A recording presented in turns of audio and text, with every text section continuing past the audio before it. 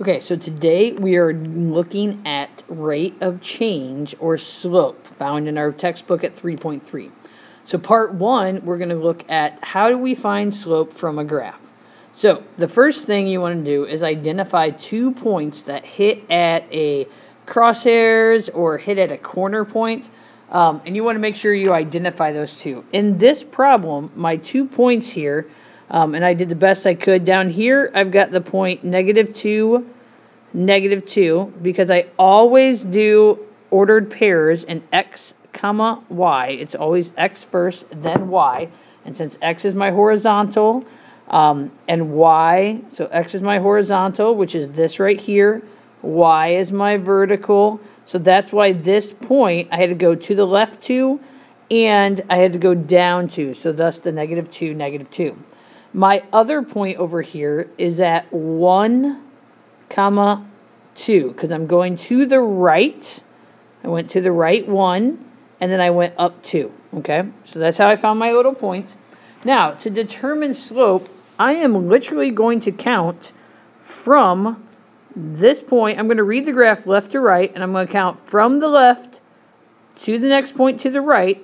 I'm going to count how many times I go up, because slope is y over x. It's the values of y over the values of x. So in this problem, I always write it as m equals, because it's a Latin word.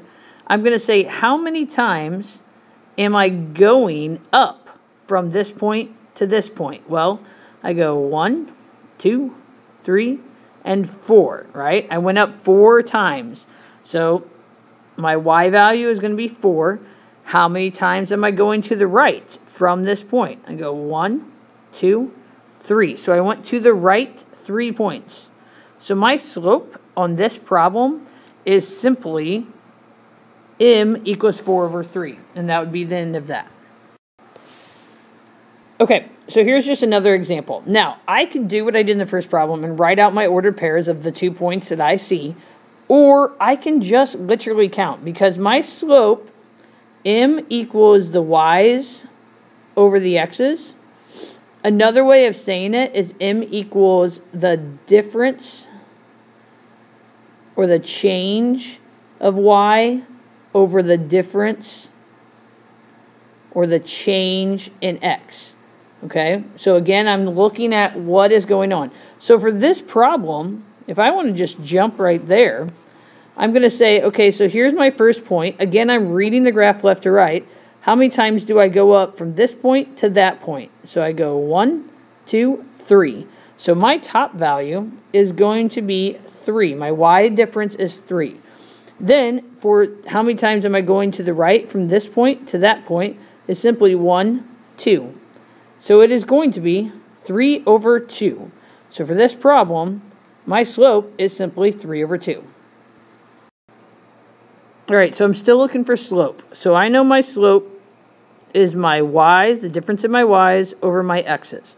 So again, I'm still reading my graph from left to right. Okay, so I'm reading it from left to right. So I want to look at the point that's to the farthest left as my starting point, and then I'm going to determine that. Now, so for this problem, I'm looking at this point up here, right, to this point down here for my slope, because the whole point about slope is it's that angle that I'm going down. So going from here, how many times do I go down? 1, 2, 3. Now notice I said I went down 3. So here my slope is going to be a -3 because I went downhill, so that's a negative. Then how many times do I go to the right from this point to there? I go 1, 2, 3, 4.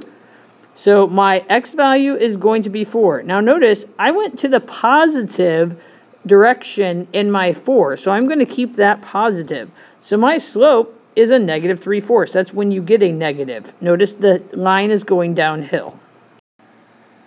All right, now we have a special case. We have a horizontal line, okay?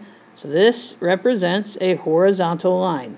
Anytime you have a horizontal line, your slope is always 0 because there is no slope because it is flat. It's like if you're walking on flat ground, there is no level. The level is totally fine It is zero slope. You're not going at an angle at all. Okay, here's another special case. Anytime you have a vertical line, so a straight up vertical line, your slope is not zero because it does have what looks like it could have a slope, but your slope is undefined. You cannot define this slope. That is all there is to it. It is undefined.